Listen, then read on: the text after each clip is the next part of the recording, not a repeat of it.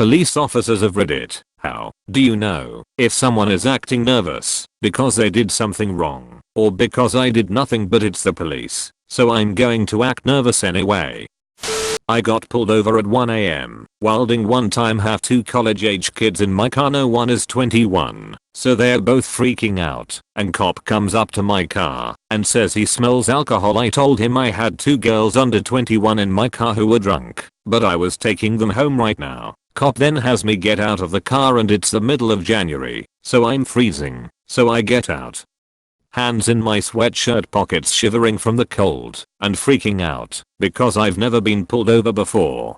Cop freaks out, pulls his gun and yells at me to put my hands up and on the car, which I obviously do immediately because I enjoy being alive. Cop puts his gun away and starts asking me how much I've had to drink, and I tell him that I've had nothing. I was just the DD. I didn't even go out with them, just pick them up. But the cop says I'm lying because he can see how nervous I am. Like he didn't just pull his gun on me. He makes me do all the tests, has me walk the line, say the alphabet backwards, etc. All the while he's asking me semi-racist questions. As I'm walking the line he asks me how often I've done this and what my education level is. I eventually ask for a breathalyzer, which he states he'll give me, but if I don't blow a zero you're going in the back of my car and I'm gonna ruin your life. I obviously blow a zero, and he then starts asking me what drugs I did tonight, saying that he knows I smoked weed tonight. I didn't.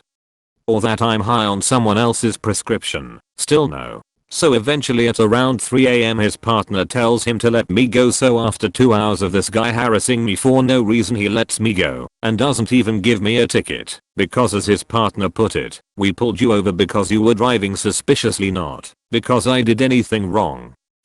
As a person who was once turned around at the US border being told there is a warrant out for my arrest in Canada, I had to go to the police to figure out what is up, and I had never been so nervous in my life. The US border enforcement officer wouldn't tell me what the warrant was for, and I was completely confused by the whole ordeal, as I had entered the US previously several times, and I had to complete a criminal background check for the job I was working. I know I had done nothing wrong, but not knowing what was going to happen next, thinking I may be immediately apprehended and locked up at the Canadian border, then having to go to the RCMP, and then not one, but two other police stations, and tell them that there is a warrant out for my arrest, but I had no idea about it, was scary. Just for closure on the issue, it appears someone had provided an officer with my name and address after being caught committing a crime, and they had no ID on them, as the description written down by the officer who caught this fake me did not match my description.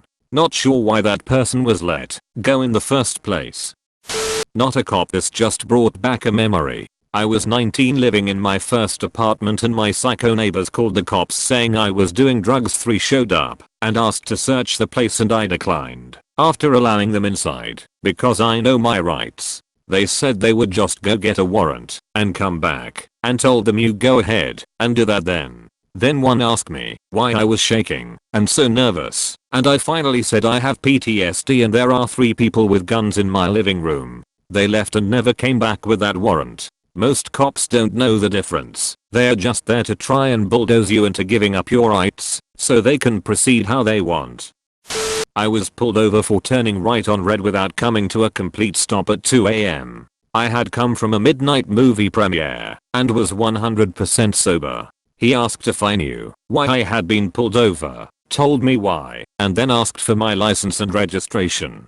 He then walked to his car and returned with a breathalyzer and stuck it in my window and said, blow in this. I'm not super knowledgeable of the law regarding this, but my assumption is that E1 should have asked if I had been drinking, or told me he had a suspicion, and 2 should have told me what I was doing before telling me to do the breathalyzer. I probably should have pushed back some, but I know that in Indiana, if you refuse a breathalyzer they take you to jail, and I didn't want to deal with what may come if I pushed back. Almost certainly, they can't. This has been studied. People suck at identifying liars. People think they can, but it's all confirmation bias. They remember all the times they were right and forget the times they were wrong. The only times liars can be reliably identified in general is when they make verifiable errors of fact. I didn't steal that man's wallet when they have the wallet in their pocket. If someone tells you they can always identify a lie, they're wrong. It doesn't mean they'll be wrong every time they try, just that you shouldn't take their claims as reliable. Edit. 2 things I'll add in response to some of the comments. First, when it comes to catching lies from people you know well as opposed to strangers, I think it may be the case that your odds improve. I'm uncertain what the science says on that though. In the case of police with a random person, however, this isn't relevant. Second, for those wanting a source, you can just Google it, there's tons, but here is one example for you. It's an article that covers this and also links to an actual study within the article. All of the responses you're going to get are signs of someone just being nervous or not wanting to be interrogated by a cop. This is the problem with police officers assuming they have some magic ability to tell when someone is a criminal just by looking at them. It lets them invent reasons to go further with their search than they legally should, based on their experience. It also gives them an excuse to follow their prejudices, known and unknown. For instance, police regularly indicate that furtive gestures led them to believe something was afoot. Those same officers are regularly unable to define the word furtive. I was flying home from Mexico last summer and had a direct flight into my home airport, Cincinnati, which is rare. I didn't even know they had customs there. I had a little bag of loose pills in my suitcase that were all totally innocent, like ibuprofen and Zyrtec. I had bought Costco-sized bottles and didn't want to bring the whole bottle, so I made the huge mistake of packing them loose. I'll totally admit that was my mistake. When customs was searching my bag, they found the Ziploc bag. When I explained to the agent that it was ibuprofen and Zyrtec, they didn't believe me. Which again makes sense. I was coming back from Mexico. It could have been solved with a quick Google of the numbers on the pills. Instead, she takes my passport from me and tells me to sit down. I sit down for about 20 minutes. My family all goes through, and the agent won't let them stop or talk to me. I ask what's going on, and she refused to tell me anything or give me back my passport.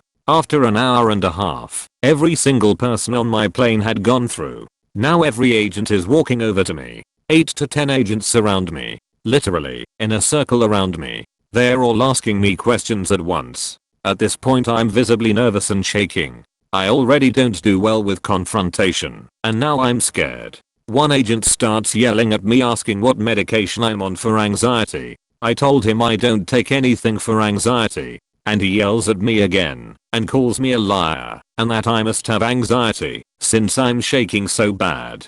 This went on for about 15 to 20 minutes. I was crying at this point. Finally, one agent googled the pills and saw they were ibuprofen and Zyrtec. Like I said, they begrudgingly gave me back my passport and let me go. My family had been waiting on the other side for almost 2 hours at this point. My heart is racing just typing this out, lol. I understand that they needed to double check and I shouldn't have had those pills loose, but damn, that was excessive.